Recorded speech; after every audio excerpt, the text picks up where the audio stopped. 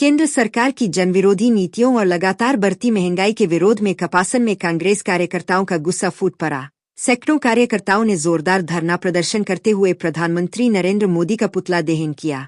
PCC सदस्य ललित बोरीवाल ने आरोप लगाते हुए कहा कि केंद्र सरकार पूंजीपतियों को फायदा पहुंचाने के उद्देश्य से गरीब और आम जनता के साथ अन्याय कर रही है।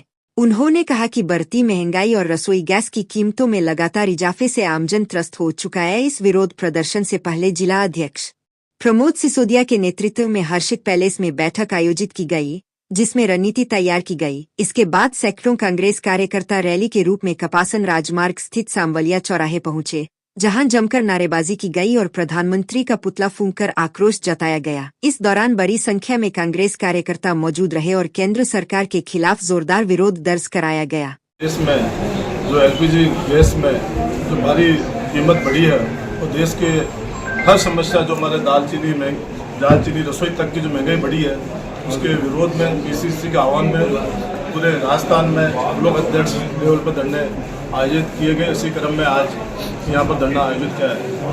जब से हमारे देश के प्रधानमंत्री का नाम एपिस्टीन फाइल में आया है, उनके मंत्री हरदीप पुरी का नाम एपिस्टीन फाइल में आया है, अनिल अंबानी और भी बहुत से भारतीय जनता पार्टी के नेता का नाम एपिस्टीन फाइल में आया है।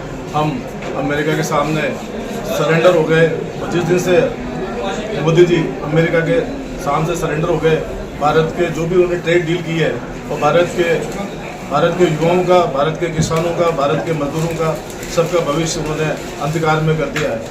आज मोदी जी को अच्छी तरह मालूम था कि अमेरिका ईरान पर हमला करेगा। बिना किसी कारण बताए उन्होंने इजराइल की यात्रा की। इजराइल वालों ने उन्हें एक फर्जी मेडल दिया जो आज तक उन्होंने किसी को नहीं दिया। उन्होंने इजराइल को अपना फादरलैंड बना लिया और ईरान जैसे एक हमारा मजबूत दोस्त वाला देश था, तो वो हमारा दुश्मन बन गया। आज अगर ईरान हमारा दुश्मन नहीं बनता तो आज उस समुद्री मांग से जो हमारा 50% एलपीजी आ रहा है, 60% कच्चा तेल आ रहा है, तो आज रूस, चीन और पाकिस्तान के जहाज वहाँ से आ रहे हैं, तो हमारे देश के भी जहाज वहाँ से आते और हमें आज महंगाई 55 रुपये एलपीजी गैस पे 65 रुपये बढ़ी है और एलपीजी कमर्शियल पे जो 115 रुपये बढ़ी है, तो हमें उस महंगाई का सामना नहीं करना पड़ता। आज जो हमारे देश में महंगाई बढ़ी है, विदेश में जो भी कुछ हो रहा है, हमारे देश में जो हो रहा है वो मोदी जी के कारण हो रहा है। उनकी विदेश नीति फेल हुई है। उनके क्या सबूत, इसका बहुत से सबूत है। आज भारत पाकिस्तान युद्ध हुआ तो युद्ध विराम का घोषणा अमेरिका से होती है।